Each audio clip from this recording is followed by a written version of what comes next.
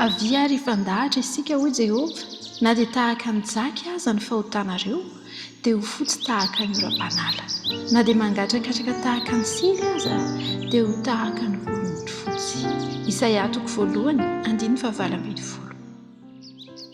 Fanefitra azo antoka.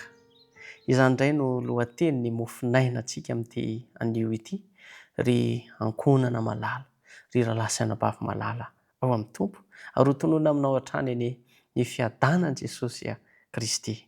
Mazava ny vaky teny teo fa ny fanefitra avy amin'Andriamanitra no antoka lehibe indrindra amin'ny famonjena antsika. Na dia lehibe sy mangotraka aza ny fahotan'ny olona, dia tsaroa fa vonona sy hanadio ary amelan'ny elontsika Jesosy Kristy rehefa manantona azy isika. Ka hanome fo madio, fo vavao, ameno fanahy ny ao anatintsika izy.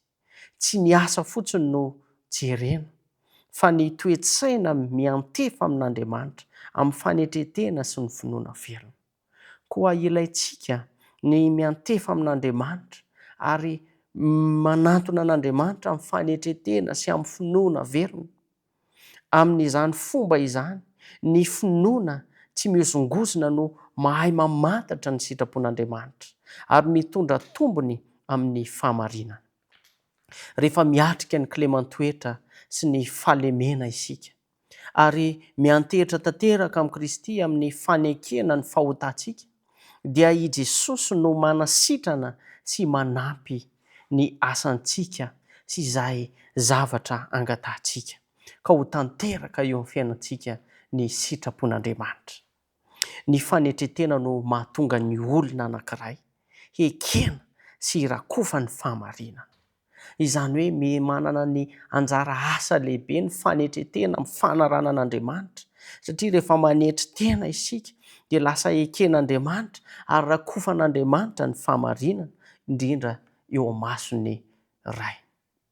Toy ny zanaka mpankatoa dia tanterana ao amin'ny fahamarinana sy ny fahasoavana, ary mijoro ho pirofo fa Andriamanitra dia miasa amin'ny fo manetry tena sy miantehitra aminy.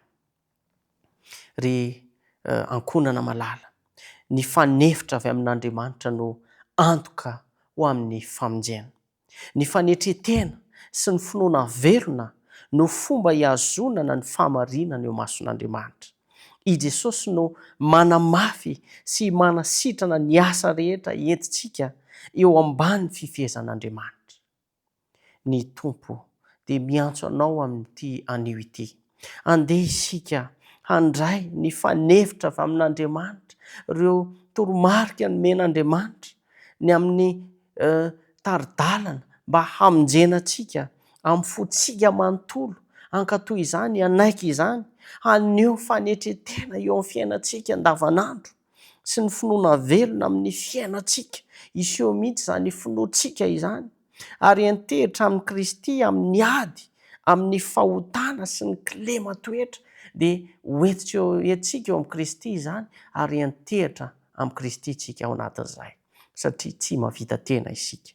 Aoka ho tanteraka ao am-ponao, ao am-pontsika ny fanekena fa ny ray, Andriamanitra ray, dia mankasitraka ireo miezaka amin'ny fo madio sy mitady ny fahamarinana, ka hahazo ny fahatanterahany Kristy eo amin'ny fiainana.